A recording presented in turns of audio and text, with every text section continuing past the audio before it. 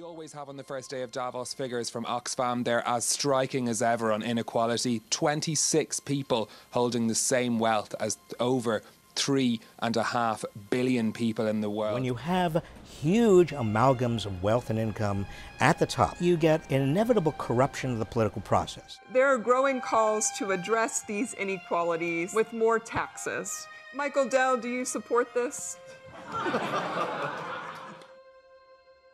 Mayor Bernard Sanders, Mayor of Burlington, why are you running for governor?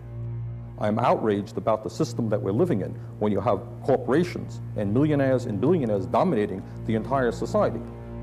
The average American, to a significant degree, is giving up on government. So the basic issue is how do you reinvigorate democracy? How to make the average working person, the elderly person, the poor person say, you know what, this is my government. Those people in Washington listen to me, they're representing my interest, and they're not just standing with the rich and the powerful against me. Bernie Sanders, what kind of a person would you like to see as President of the United States? Well, I would like to see somebody who has the guts to begin to stand up to the people who own this country, to recognize that in our nation today we have an extreme disparity between the rich and the poor, that elections are bought and sold and controlled by people who have huge sums of money. So my first concern is to have a president who speaks for the underdog, for the people who don't have decent health care benefits, who has the guts to have a vision that America could be a land for all people, not just the land controlled by the super rich. I've watched the politicians. They're controlled fully by the donors and by the special interests, fully. It's destroying our country. I alone can fix it.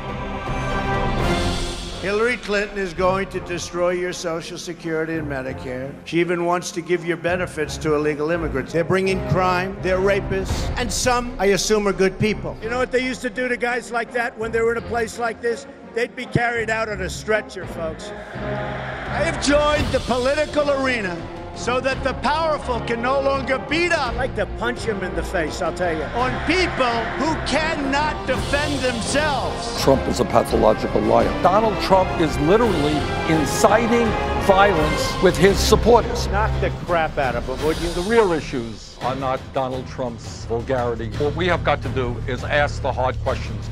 Why is it that the people on top are doing phenomenally well, while almost everybody else is seeing a decline in their real incomes? Wealth and income inequality is not only unjust, the truth is it is a real threat to our democracy. Our work on this movement is now really just beginning. The President of the United States.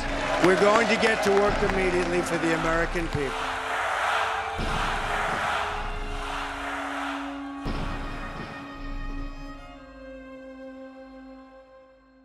What Trump did is tap the angst and the anger and the hurt and the pain that millions of working class people are feeling. And what he said is, I, Donald Trump, I'm going to be a champion of the working class. That's the word he used. But what we are going to do, we're going to hold Mr. Trump accountable.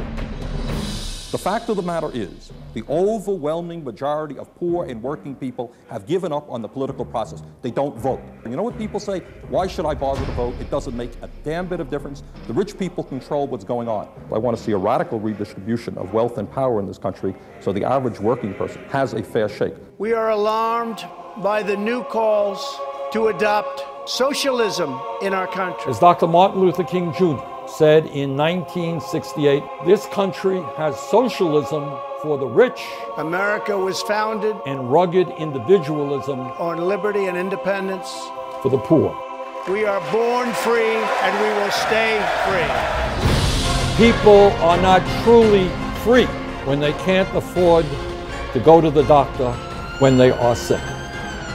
When they are exhausted, working longer and longer hours for lower wages. People certainly are not free. And I think the time is long overdue for the American people. Tonight, we renew our resolve to tell this president that America will never he is not a dictator, be a socialist, he is not a king country. He is the president of the United States.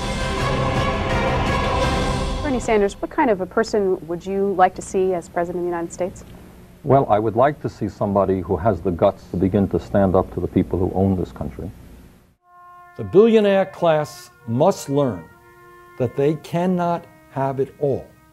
Let us bring our people together to take on and defeat a ruling class whose greed is destroying our nation.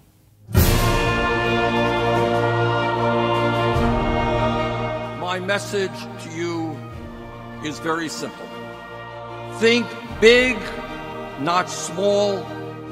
Let us end unbridled greed.